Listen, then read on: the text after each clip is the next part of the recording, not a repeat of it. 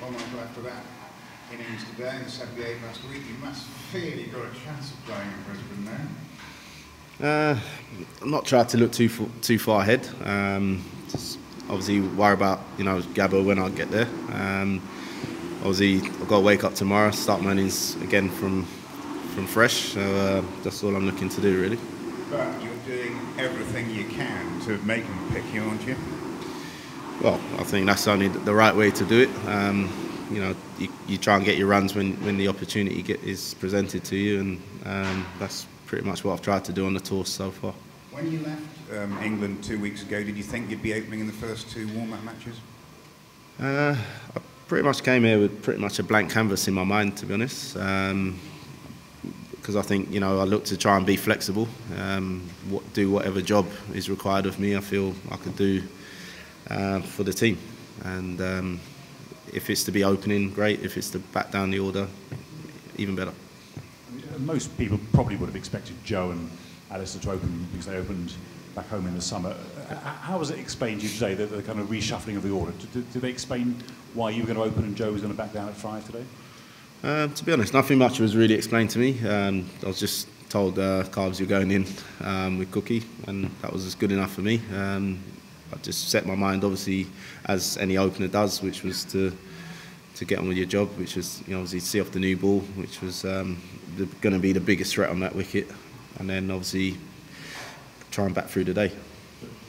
And to do it, and to both of you to bat through the day without being separated, I mean, it must be beyond your wildest expectation, really. Well, thankfully I've done it a few times in first-class cricket, so I'm not averse to doing it. But obviously to do it for England is a very special moment, and obviously to do it with Alistair, even better. Is he good to bat with? Have you batted much with him? Only my one test, unfortunately, and a warm-up game in Bangladesh. It's the only time I've really batted with him. But yeah, we've even in those games we put on some good partnerships as well. He's quite a calm, relaxed guy at the crease.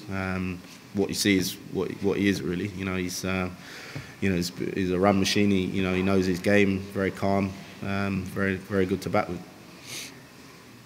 And showing the captain what you can do from 22 yards away is not a bad thing, is it? Well, I guess it helps. But I literally just try to play my own game and not worry too much about trying to impress, or the game's there to be played, and try and play it in the right spirit, which is to get through the new ball, do my job, which is as an opener, make it easier for my guys coming in. Michael, you were the only person I think Shane Warne didn't criticise in his interview last weekend. What kind of influence did Shane have on your career when you joined Hampshire? Well, I think Shane Warne is basically the reason why I actually got a chance to play Test cricket. I was a young guy,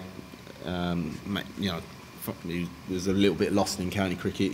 Didn't really get an opportunity. I came to Hampshire, and from day one, he made me feel very, very much at home.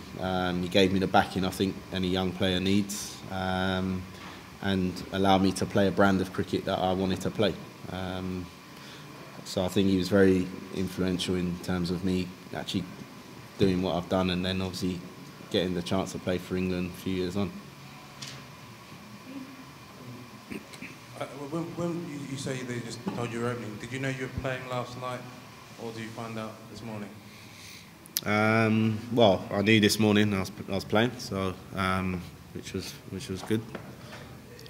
Kind of short notice, is that a good thing? Because I guess it doesn't give you the time to think about, this is my second warm-up game out of 2, now I'm opening with the captain, what does this mean? You were able just to not think about that.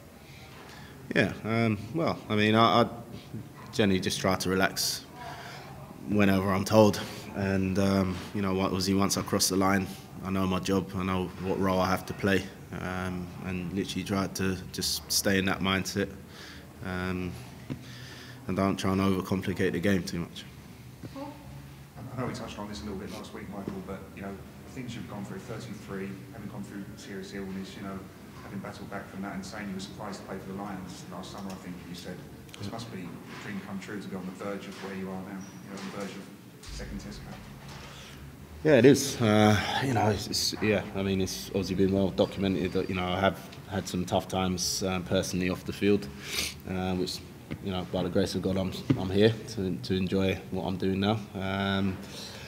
And you know, I think when things like that happen, it gives you obviously perspective on your cricket. Made me probably relax more and try and enjoy the game for what it is, rather than, you know, as young players do, you know, you put pressure on yourself to try and get where you want to get to, and you know, if you do the processes right, you'll get there. Just back on Warne, obviously, when you hear he said this sort of stuff again this week, do you roll your eyes? How do you react when he says all that sort of stuff?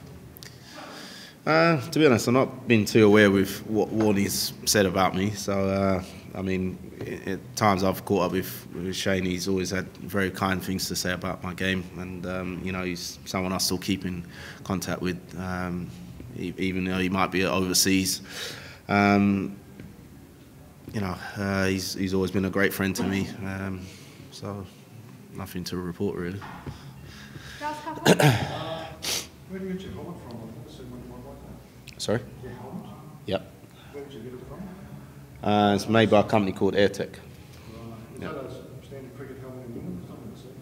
Yeah, it's been out for quite a few years. I think Kumar Sangakkara was one of the first batsmen to use it. They've just gone on board with Adidas as well. So yeah, they're quite a popular helmet brand there.